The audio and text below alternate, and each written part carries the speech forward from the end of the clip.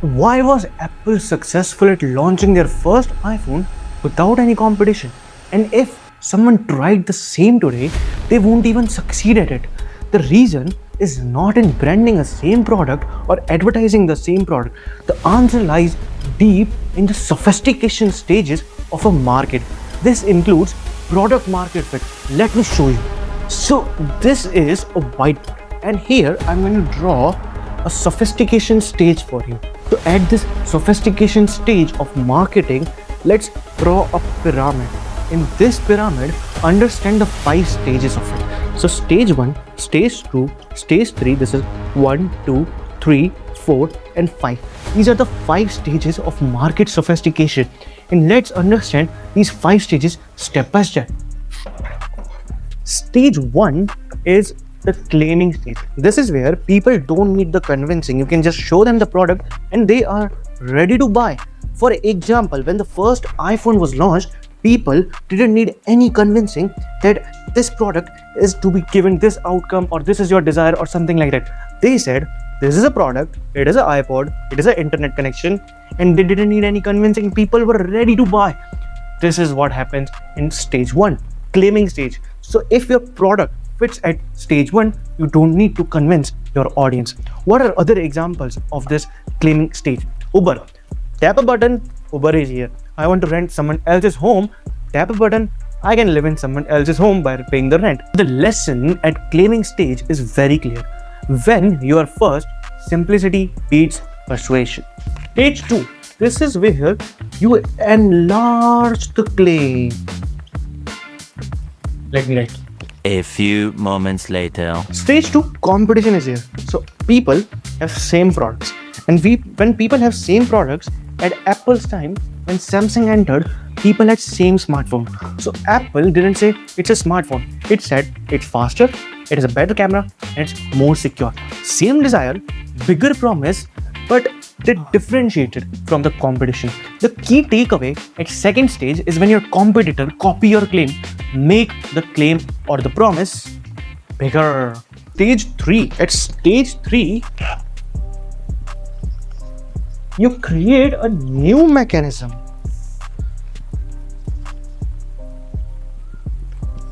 And when you create a new mechanism, you don't say it has this, it has that, you don't compete with others. You tell about your new mechanism. You say it is a better display, you say it is a better chip. That's what Apple did. M1 chip, M2 chip, M3 chip, M4 chip. All are new mechanisms. And that creates a better phone, differentiate you from the market. Let me show you what I exactly mean by this. So let's say I have this cube, and in this cube, I create a new mechanism to solve this cube. Now I can say that I can solve this cube with a new mechanism. The lesson here is, if everyone makes same promise, invent a new way of achieving it. Stage 4, you don't use to create a new mechanism. Now you improve that mechanism. So before we created a mechanism that looked like this, now let's improve it by this. So now the new mechanism is actually improved. Samsung has AI, Galaxy AI, Gemini has Gemini, Google has Gemini, Apple has Apple Intelligence. We all have AI, but Apple don't say that this is AI. Instead, they improve on the mechanism. They say it's better, it's faster, and it's smarter. And they improve the mechanism that they created before, more integrated, more private, and this actually makes people buy more. This is the product market fit at stage 4. These examples include the chip of M1 chip, M2 chip that lead to the M4 chip. Face ID becomes better, camera gets computational, and everything evolves. So the lesson at stage 4 is innovation becomes the iteration. Stage 5 is identification. So now people are not buying because of something magical that is happening. They are not buying because of the processor. They are not buying because of that particular camera. They are not buying because of that face ID. Now they are buying for something different. They are buying because they want to be the brand person. For example, they want to be the Apple person. For example, they want to be the Samsung person, or they want to be the Rolex person. Identity replaces persuasion. And when identity replaces persuasion, you wear for status, you wear for the brand. For example, you don't have Apple because it has a better processor or something like that. Android has too. But you buy Apple because it's Apple. And similarly, You don't buy Rolex because it is a watch that tells better time. Every watch tells you the same time, but you buy Rolex because you want to be a Rolex person. You don't buy Ferrari because it has a better engine. You buy Ferrari because it is Ferrari. People are now buying for belonging. So the lesson at this point, this is the highest level, and at the highest level, people are not buying for product, they are buying the identity. Now, before I end this video, I want you to understand these two: a product market fit and a customer awareness stage. A product market fit basically has 5 stages, what we discussed, okay?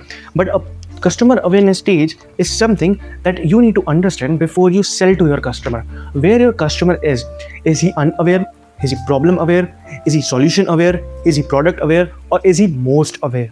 When you understand a customer awareness stage, you create the message according to that. You make your customer buy based on the stage he is. But when you understand product market fit, you know how to fit your product into the market. So if you want to understand customer awareness, watch this video here, and I will see you in